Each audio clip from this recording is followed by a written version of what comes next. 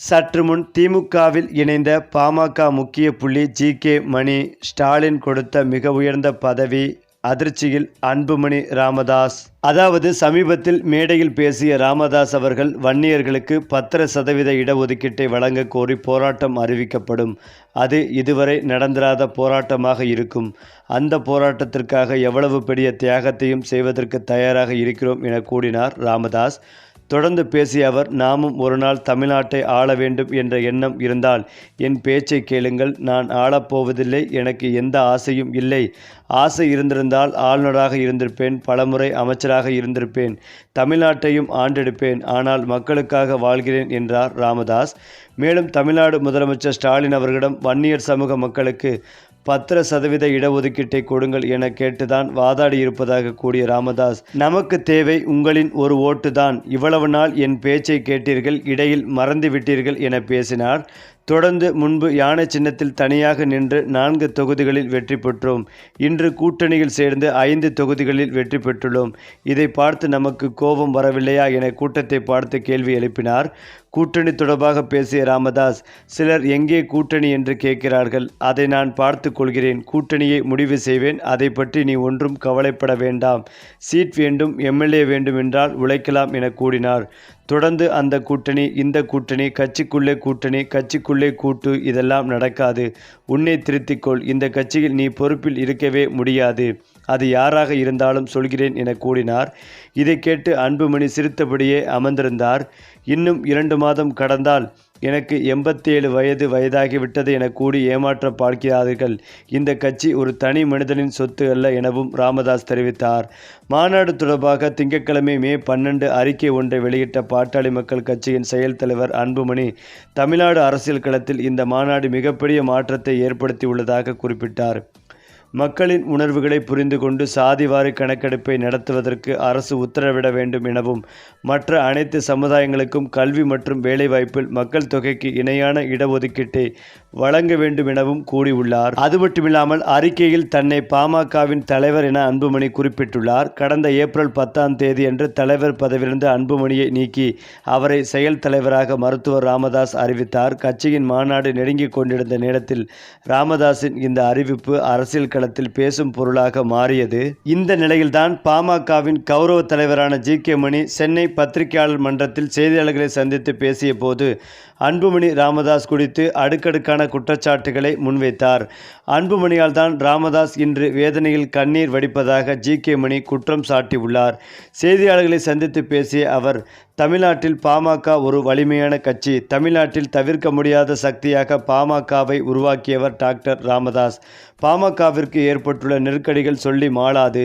பாளையங்கோட்டை சிறைக்கு மட்டும்தான் ராமதாஸ் செல்லவில்லை, மற்ற அனைத்து சிறைகளுக்கும் சென்றுள்ளார்.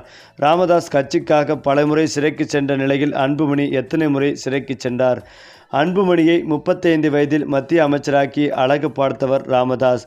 மேலும் அன்புமணியை மத்திய அமைச்சராக்க வேண்டும் என்று முதலில் சொன்னபோது ராமதாஸ் மிகவும் கோபப்பட்டார். அன்புமணிக்கு அமைச்சர் பதவி கொடுக்க ராமதாஸிடம் நான் தான் பேசி சம்மதிக்க வைத்தேன்.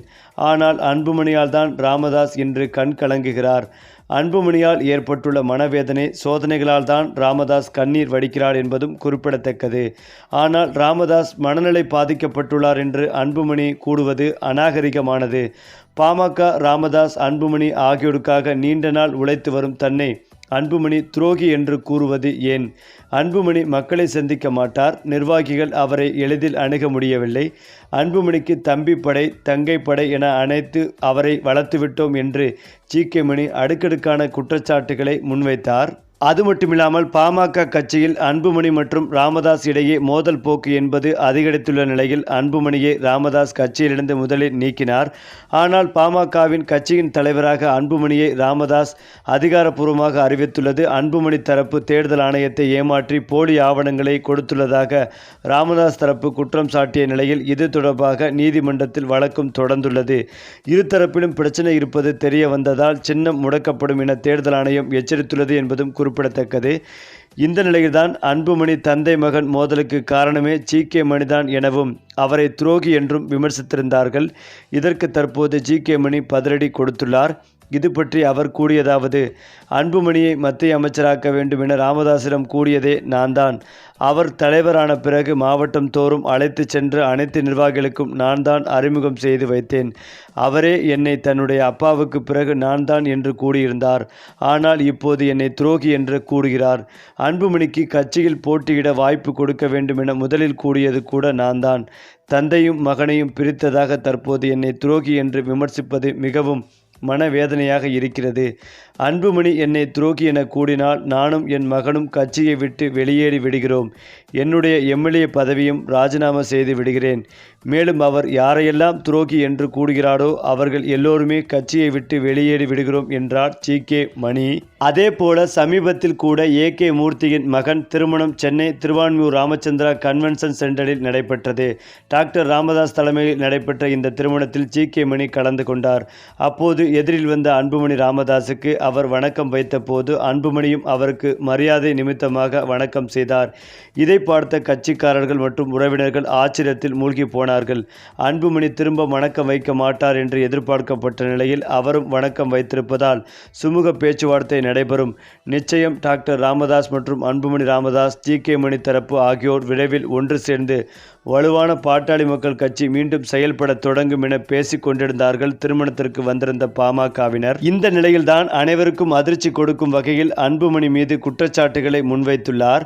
அன்புமணியால் பாமகவுக்கு ஏற்பட்ட சோதனை நெருக்கடி சொல்லி மாறாது என்று ஜி.கே. மணி அதிரடியாக தெரிவித்துள்ளார். இதனால் பாமக கட்சிக்குள் மீண்டும் மோதல் வெடித்துள்ளது. பாமகவில் ராமதாஸ் மற்றும் அன்புமணி ராமதாஸ் இடையே உட்கட்சி பூசல் கடந்த ஓராண்டுகளுக்கு மேலாகவே நீடித்து வரும் நிலையில் பாட்டாளி மக்கள் கட்சி இரு அணிகளாகவே செயல்பட்டு வருகிறது.